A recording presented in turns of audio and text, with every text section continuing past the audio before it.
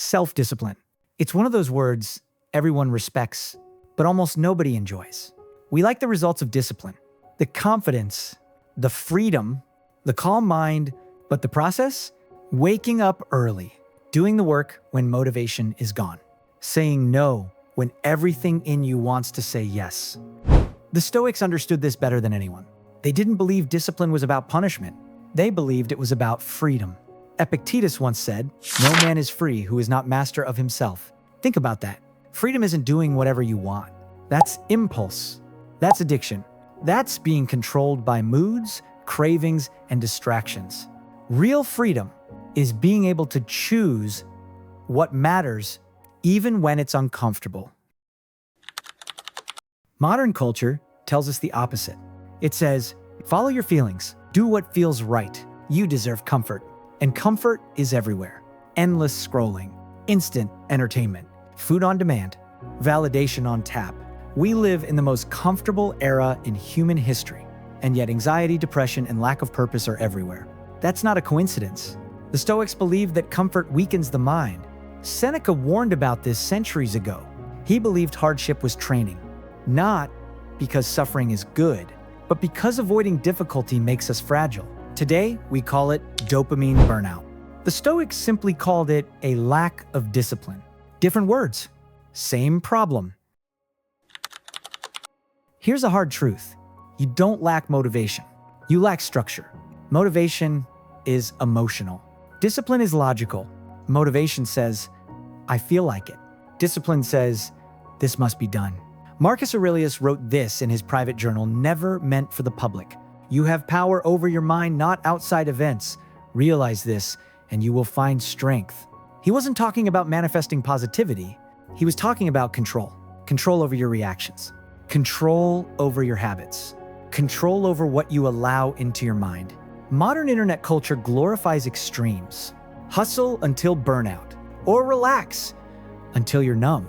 The Stoic path is different. It's quiet, consistent, almost boring. And that's why it works. Self-discipline isn't built in dramatic moments. It's built in the small, invisible choices. The moment you don't check your phone, the moment you finish the workout anyway, the moment you keep your word especially to yourself. Here's something most people don't realize. Every time you break a promise to yourself, you lose trust in yourself. And every time you keep one, even a small one, that trust comes back. That's why discipline builds confidence, not affirmations, not motivation videos, consistency. Nietzsche once said, "He who has a why to live can bear almost anyhow." Discipline isn't about forcing yourself to suffer. It's about knowing why you're willing to endure discomfort. Why do you train? Why do you study? Why do you restrain yourself when nobody is watching? If you don't have a why, discipline feels like punishment. If you do, it feels like purpose. Let's talk about willpower. Science shows willpower is limited. The Stoics already knew this. That's why they didn't rely on emotion or energy. They relied on systems. Wake up at the same time.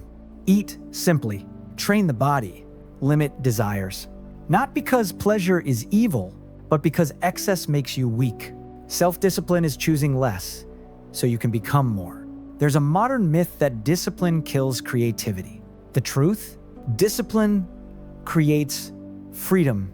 Every great artist, every elite athlete, every philosopher worth remembering, they weren't chaotic. They were disciplined. Routine doesn't trap you. It protects you from distraction. Here's a Stoic exercise you can use today.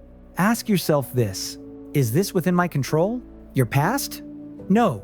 Other people's opinions? No. Your effort today? Yes. Your choices, your habits, your standards.